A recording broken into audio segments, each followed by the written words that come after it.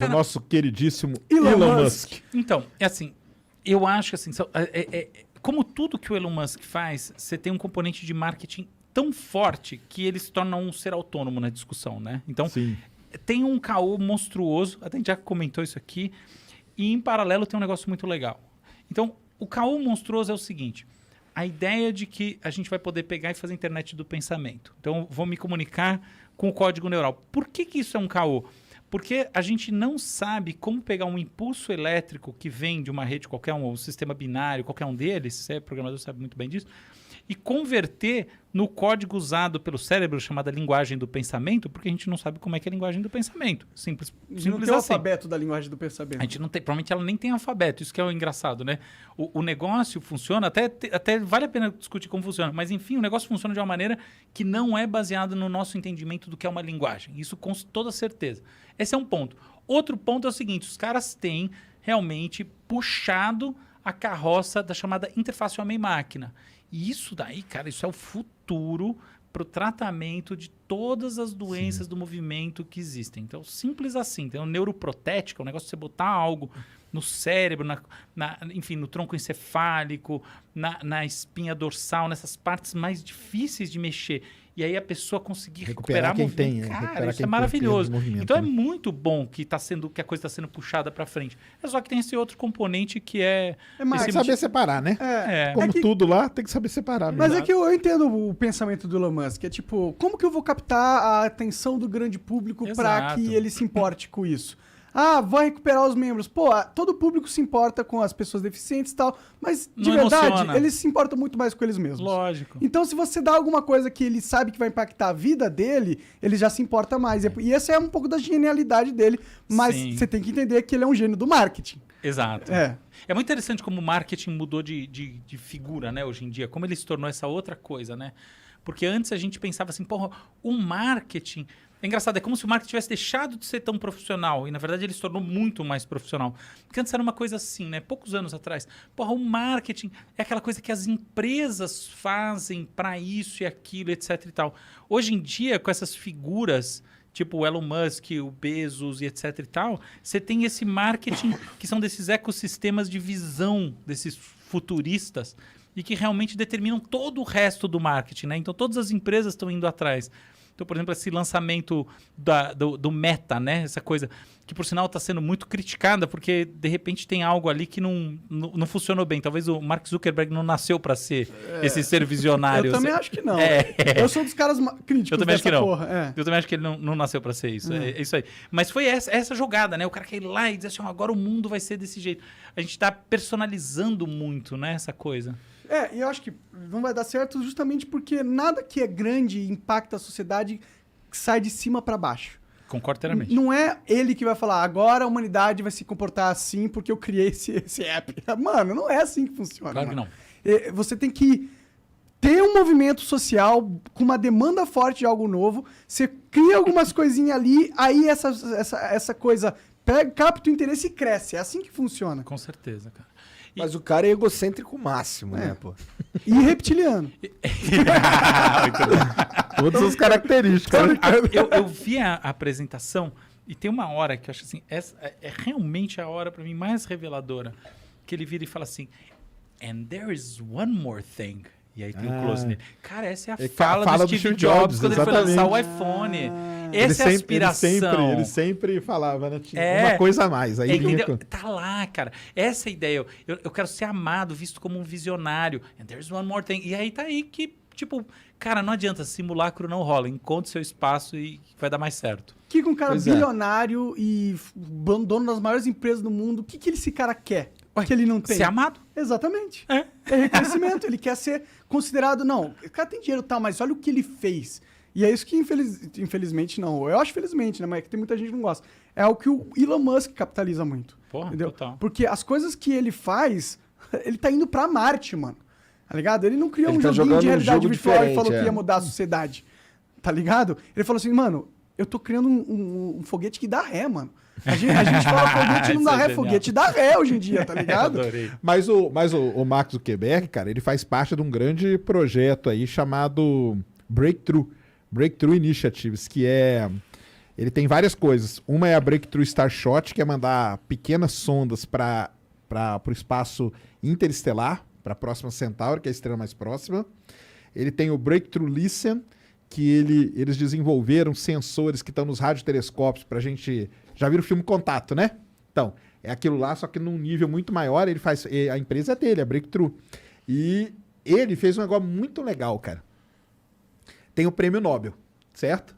O prêmio Nobel dá o prêmio lá para um determinado cientista. Só que sempre tem os injustiçados, sabe?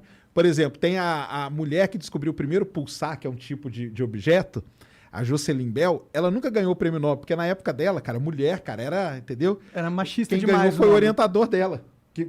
Cara, ele só era orientador, mas quem descobriu foi ela. Entendi.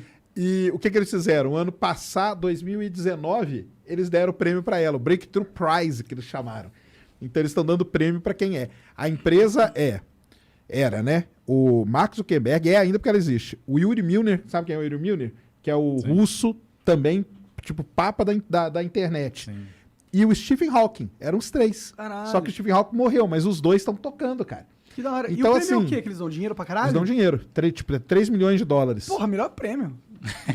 Então ele tem essa... Nobel. Chama Breakthrough O Nobel Initiative, também é que tem dinheiro. várias... Dá dinheiro também? Dá. Que tem várias vertentes, entendeu? Então, assim, só que aí, lógico, né? Não é igual o Elon Musk. O Elon Musk aí põe a cara ali, né? Nesse caso aí, os caras põem a cara mais da empresa. Aham. Talvez, meio pra não ficar tão... Marcar lá o Mark Zuckerberg, coisa, ele entendeu? te validou. Valeu, obrigado, Mark Zuckerberg. Mas ele tem essa iniciativa aí também, cara. Mas o Meta lá, aquele negócio, né, cara? É o spin-off do mal, né? Tem a parte legal, não tem? Eu acho que assim, a ideia de você viver a vida no videogame é ruim. A ideia de você impor de cima, sobretudo num contexto que sua empresa está sendo bombardeada por escândalos de reputação e tal, é ruim. Mas o princípio que está por trás é interessante. Sim. Porque assim, na minha visão, a gente tem uma combinação de 5 tecnologias que foram aceleradas pela pandemia que estão levando a esse momento. E eu acho que essa coisa vai acontecer mesmo. A primeira tecnologia eu chamo ela de XR, quer dizer, não só eu, que é a realidade estendida. O que acontece? A gente tem realidade aumentada, realidade virtual, a gente tem a mixed reality, na realidade mista do HoloLens, etc e tal. A partir do momento, quando essa coisa começou a se popularizar, muita gente começou a pensar na importância de poder chegar por qualquer caminho. E isso, realidade estendida é um conceito para dizer assim, qualquer uma delas. Mas também é um conceito para dizer, porra, e se de repente eu puder acessar alguma coisa de todas as maneiras diferentes? Isso é um negócio que vai ser chamada interoperabilidade. Essa interoperabilidade começou a rolar forte. Esse é um ponto. 5G. Cara, sobretudo o lance que você está falando lá embaixo. O lance da latência é muito importante. Latência é o fundamental. Então, essa coisa de ser rápido é uma coisa que vem mudando. Então, permite, de fato, que as pessoas se comuniquem, por exemplo, num espaço que é ao mesmo tempo físico e virtual. Isso aí é fundamental para o metaverso funcionar, né? Fundamental. Sem isso não vai funcionar. Para nós gamers, a gente entende muito bem a importância da latência. Latência é tudo, exatamente. Aí tem um negócio que eu acho que conta muito, que eu chamo isso de internetização de tudo, que é a Internet of Everything, né? Da Internet IoE. das coisas, né? Que é uma internet das coisas para todas as coisas. O que acontece é que as coisas estão ficando conectadas e quando elas estão conectadas no mundo lá fora e não exatamente dentro de um mundo virtual, de um game, o que a gente tem é dado suficiente para fazer um negócio que para mim aí é o grande negócio, que é o Digital Twin, que é o gêmeo digital. Para mim o X do metaverso, que você fala, cara, isso aqui é realmente foda, é a construção de réplicas digitais do mundo real que não representam só cenários, não é que nem um cenário estático de jogo, é uma réplica no sentido da vida que acontece dentro desses ambientes. Por exemplo, a Ericsson está construindo uma cidade inteira, tá, em Digital Twin, assim, uma réplica inteira. Por sinal, tem várias, Seul, Las Vegas, tem vários Digital Twins sendo construídos. E a ideia não é simplesmente ter cada rua, cada prédio, cada coisa. Não, é ter cada fluxo de eletricidade, de água, de gás. Nossa, é muito complexo. É muito. Só que pensa uma coisa. Uma vez que eu tenho todos esses dados e eu tenho... Tá, então eu estou lá com um monte de sensor, IoE. O mundo está internetizado. Eu crio uma réplica digital. Eu implemento nessa réplica digital esses dados todos que fazem essa réplica digital funcionar como o mundo real. O que eu faço na sequência? Na minha visão, crio simulações. Porque daí eu posso falar, se eu mexer nessa variável, nessa outra variável, o que vai acontecer? E aí eu vejo, em termos reais, a simulação. Então, para mim, o verdadeiro sentido do metaverso é criar simulações. E eu acho que a principal coisa que vai acontecer, mano. A gente vai chegar... E aí você descobre que a sua simulação é melhor que você. E aí, cara? Mas isso é fácil, né? Turismo virtual. Não, vai ter tudo isso. Mas pensa uma outra coisa. Pensa assim, a gente tem os grandes problemas da humanidade. Por exemplo, vamos pensar assim, o que gera o caos humano, tá? Então, por exemplo, você tá num evento, tá? Então, e de repente tem um caos e um pisoteamento e milhares de pessoas são mortas. Quais são as fagulhas que geram esse fenômeno, esse tipo de fenômeno? Isso é uma coisa que a gente não sabe responder hoje em dia. A gente tem vários, tá?